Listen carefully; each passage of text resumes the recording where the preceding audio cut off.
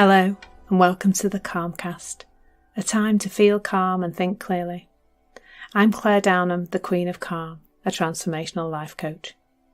I was a burnt out head teacher who finally made the journey to calm after years of trying, and I want to prevent you from having to do the same. The Calmcast is a series of short explorations, gently guiding you back to your natural state, which is calm and clarity. Just listen like you would listen to music, with an open mind and curiosity. There's nothing else to do. Now let's relax into today's episode.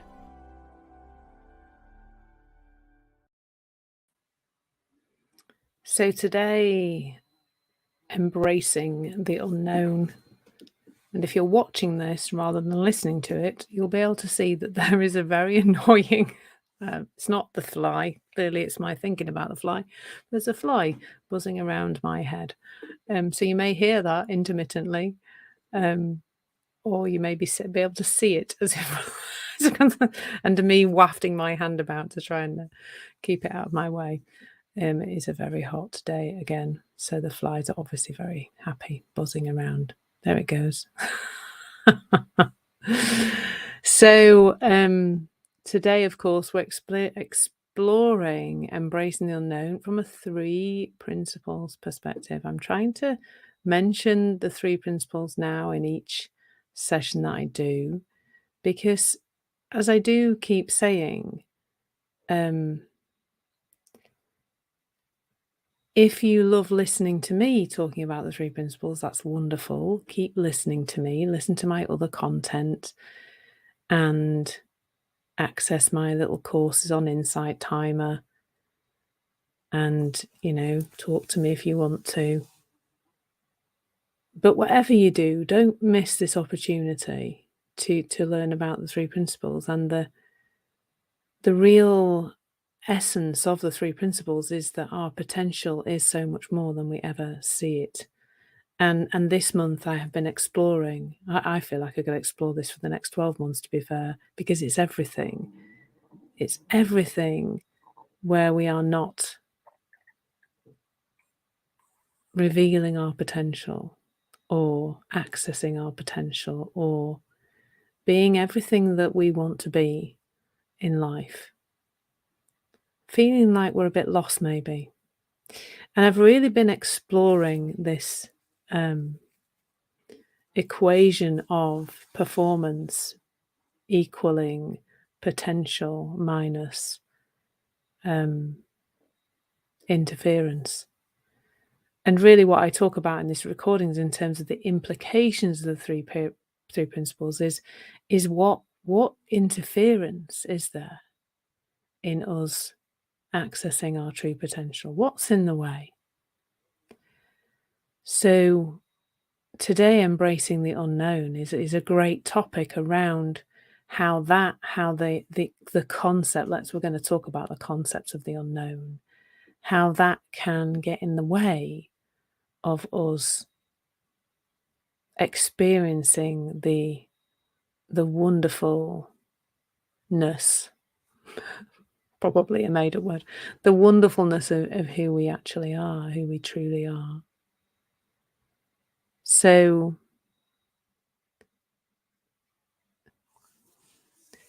let's talk first of all about the unknown and how we can embrace it, because it's sold to us, isn't it, as quite a scary concept, the unknown. It's the unknown. We talk about fear of the unknown. We talk about anxiety coming from the unknown. We really do. The unknown has got a bad rap. I feel like it needs some PR attention, because it seems to be getting a bad rap, doesn't it?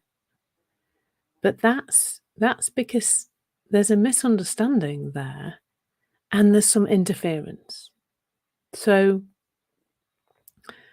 the unknown is the not known. It's the stuff we don't know. So how can that induce fear?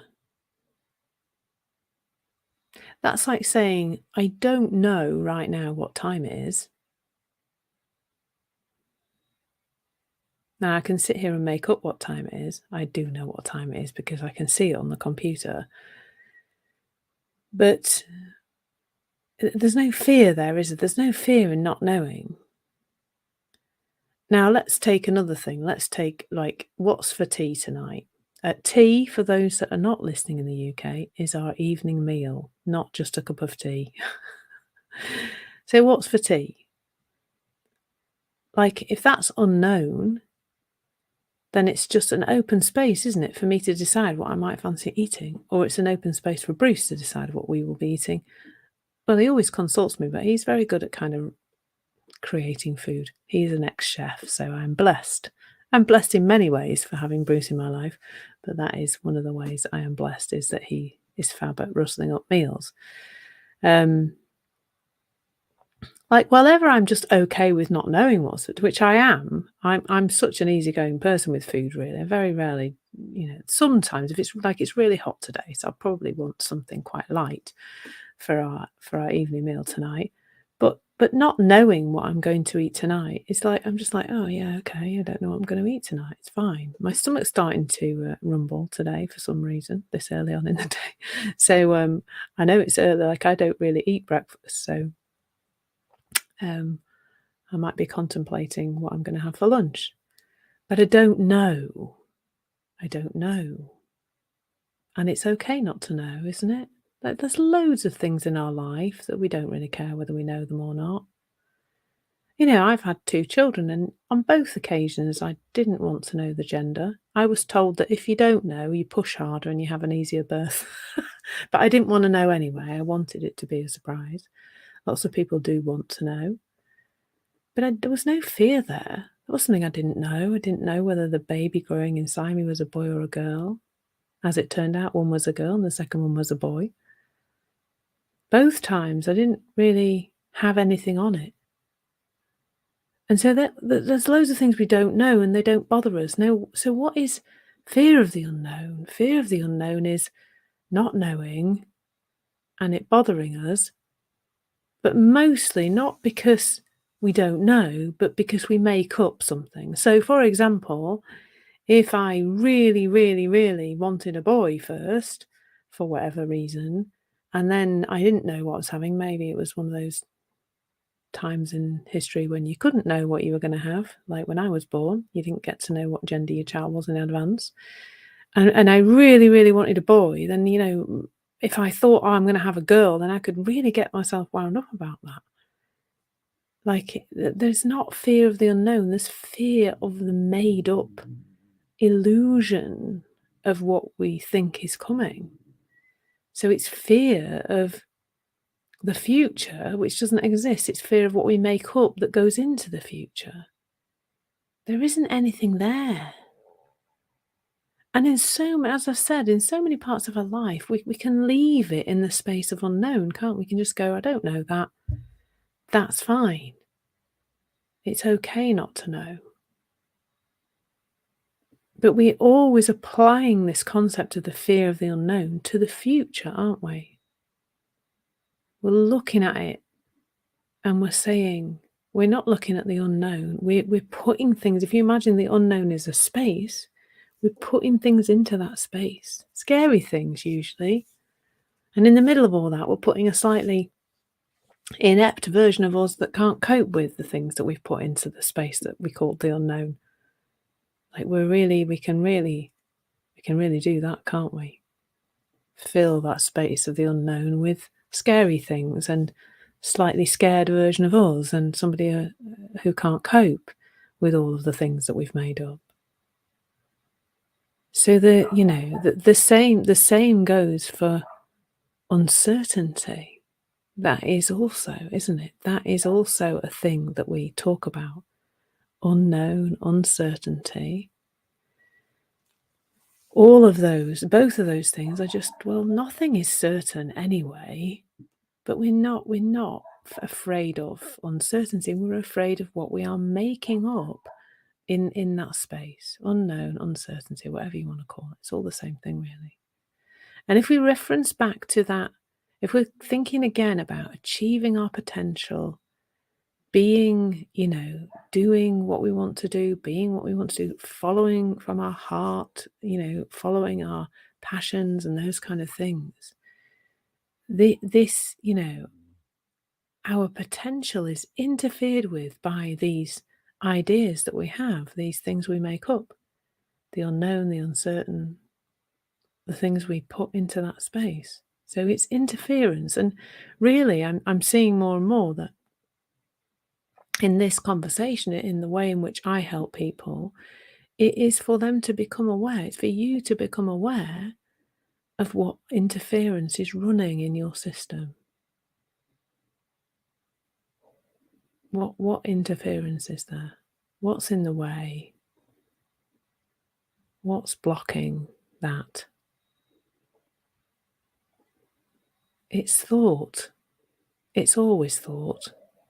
It brings with it some uncomfortable feelings often, but it's always thought that's blocking our potential. It's blocking our performance. It's getting in the way.